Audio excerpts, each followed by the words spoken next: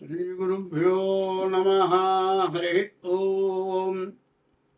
श्रीमहागणाधिपतये नमः। श्रीमहासरस्वत्यै नमः। श्रीगुरुभ्यो नमः। हरि ओम।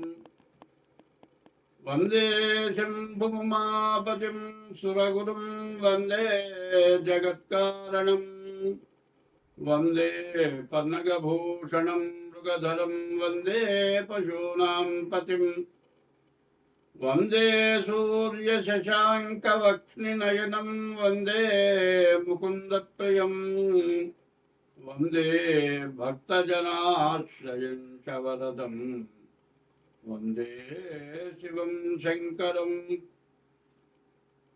తల్లి నిండు తలంచి పుస్తుకముచి తన్బూనిటిన్ నీవు నాయుల్లంబందున నిల్చి జృంభణముగా నుక్తులు సుశబ్దంబులో శోభిల్లన్ బల్కుము నాదువాక్కునన్ సంప్రీతిన్ జగన్మోహిని కులాబ్జాక్షి సరస్వతి భగవతి భారతి నిక్షేషజాడ్యాపహ.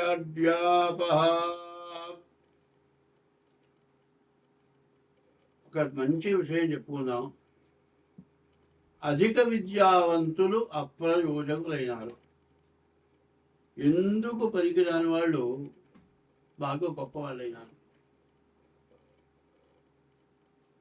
సత్యం పలికేటువంటి వాళ్ళ మాట ఎక్కడ పనికి రావట్లేదు. వదరబోతులు తిట్టేవాళ్ళు, దుర్మార్గులు, తగాదాలు పెట్టుకునేవాళ్ళు, కుట్టేవాళ్ళు, మరి అందరినీ బెదిరించి ఆస్తులు లాక్కుండేవాళ్ళు, ప్రతి ఆస్తులు కబ్జాలు చేసేవాళ్ళు, మరి చాలా గొప్పవాళ్ళుగా పూజింపబడుతున్నారు. మరి సత్యవంతులు పనికిరాకుండా అయినారు. వదరుబోతులు దేశాన్ని పాలిస్తున్నారు. స్వార్థపరులు అంటారు. ఈ స్వార్థపరులకు ఎట్లా ఉంటుందంటే వాళ్ళ కొన్ని వందల కోట్లు, వేల కోట్లు సంపాదించారు. ఈ వందల కోట్లు, వేల కోట్లు ఏం చేయాలి? ఈ వందల కోట్లలో, వేల కోట్లలో ఆలోచిస్తే ఒక్క షర్ట్ ఉందండి, తొడుకులు చొక్కా, అది ₹1,00,000 చొక్కాట, 5 లక్షల రూపాయల ప్యాంటు, పెట్టుకునే వాచ్ వచ్చాడు ₹1,00,000. అసలు ఇది ఏమిటి? దేనికి ఎందుకు ఖర్చు పెడుతున్నాం? అదే సవ్యంగా సంపాదించిన డబ్బులైతే ఇట్లా పెట్టుకుంటాం. వాచ్ అని ఇప్పుడు గడియారం ఉందండి, మరి 200-300 పెడితే కరెక్ట్ వాచ్ వస్తుంది. అదైనా టైం చూపించేది, ఇదైనా టైం చూపించేది. మరి గొప్పగా ఉండటం కోసమని ఇట్లాంటివి చేయటం ఎక్కువ అవుతుంది. మరి ఇట్లాంటి వాటి వల్ల వచ్చే ప్రయోజనం ఏమిటి? ఒకళ్ళకంటే ఒకళ్ళు ఎక్కువ చేయాలి. ఒకప్పుడు మరి జయలలిత కొడుకు పెళ్ళికి బంగారపు శుభలేఖ అందరికీ పంచింది. బంగారపు శుభలేఖ, ఒక శుభలేఖ కొన్ని లక్షలు అయిందిట. మరి ఇది ఎందుకు చేస్తున్నారు అనేది ఆలోచన కావాలి. కొంతమంది ఉన్నారు తిరుపతిలో ఏం చెబుతున్నారు, హుండీలో డబ్బులు వేయొద్దయ్యా అని చెబుతున్నారు. ఎందుకంటే హుండీలో డబ్బులు వేయొద్దంటే దేవుడికి ఏమన్నా ఉపయోగపడుతుందంటే ఏమి ఉపయోగపడాలి దేవుడికి? మరి లడ్డు కూడా కొంతమంది దాతలు ఉన్నారు, అన్నదానానికి దాతలు ఉన్నారు, పూలకి దాతలు ఉన్నారు, అన్నిటికీ దాతలు ఉన్నారు. ఇవి వచ్చే డబ్బులు ఏమైపోతున్నాయి? మరి అటువంటి దానికి కొన్ని కోట్లు ఇస్తున్నారు. ఒక్కొక్కళ్ళు 5 కోట్లు ఇస్తున్నారు. పేరు చెప్పొద్దు అంటున్నారు. ఇవి ఎందుకు ఇస్తున్నారో వాళ్ళకి ఆలోచన లేదు. పుణ్యం వచ్చేవి కొన్ని ఉన్నాయి, పాపం వచ్చేవి కొన్ని ఉన్నాయి. దానాలు ఒకడు రోడ్డు మీద నుంచి ఉంటాడయ్యా, నా దగ్గర 90 రూపాయలు ఉన్నాయండి, ఒక్క 10 రూపాయలు ఇవ్వండి, నేను హోటల్లో భోంచేస్తానంటాడు.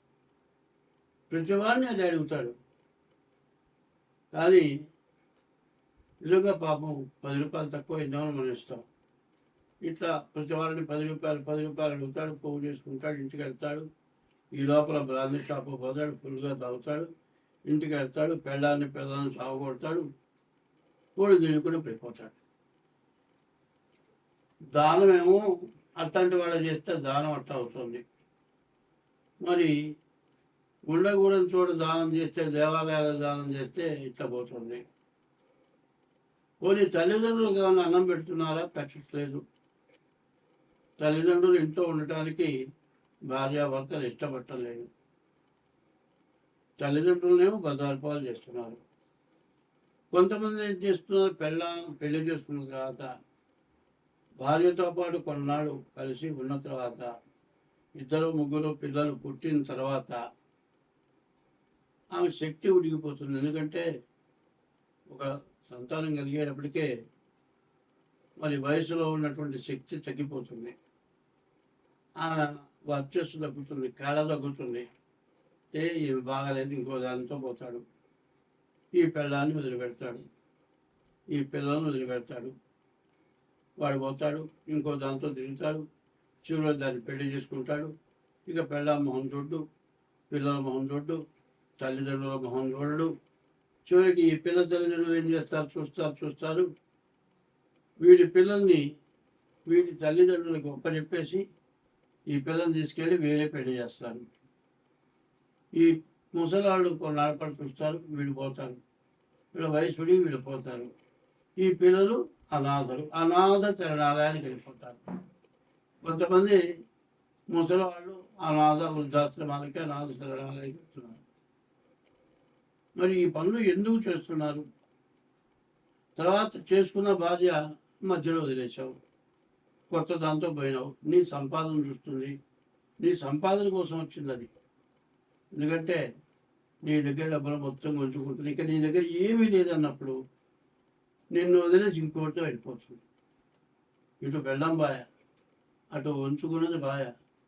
కన్న తల్లిదండ్రులు లేకుండా పోయాయి, మరి కన్న పిల్లలు సంబంధం లేకుండా పోయాయి. చివరికి వాడి జీవితం అవుతుంది, వృధా అయిపోతుంది. మానవుడి జీవితానికి ఏది కావాలి అనేది తెలియదు. మరి ఇదంతా కూడా యవ్వనం చాలా తక్కువ. 100 సంవత్సరాలు మనిషి ఆయుష్లో సరిగ్గా బాగా ఆరోగ్యంగా ఉండే యవ్వనం 10 ఏళ్ళు, 15 ఏళ్ళు.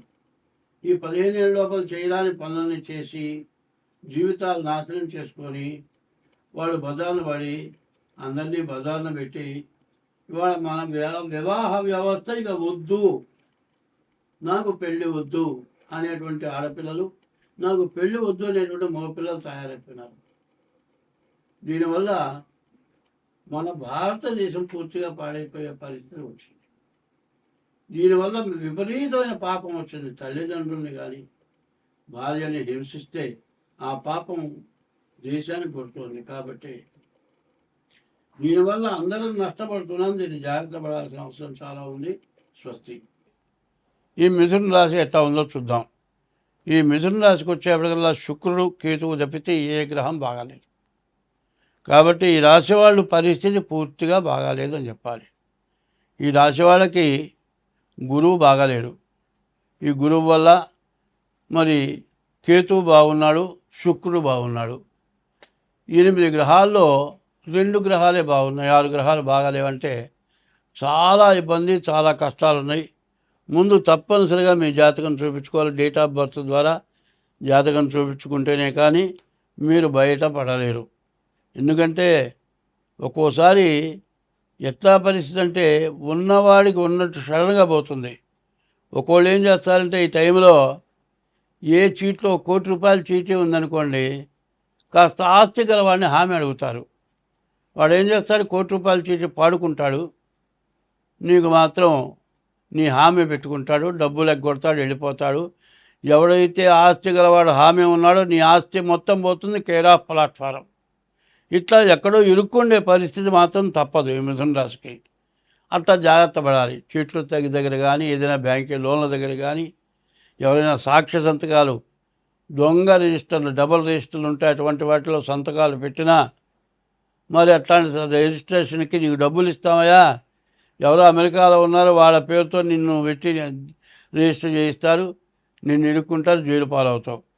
ఇట్లా విపరీతమైన ఇబ్బందులు, కష్టాలు వచ్చే లక్షణాలు మాత్రం బాగున్నాయి. ఈ రాశి వాళ్ళు డేట్ ఆఫ్ బర్త్ ద్వారా జాతకం చూపించుకోవడం, ఇట్లాంటి పిచ్చి పనులు చేయొద్దు, ఎవరికి ఎటువంటి హామీలు ఇవ్వద్దు.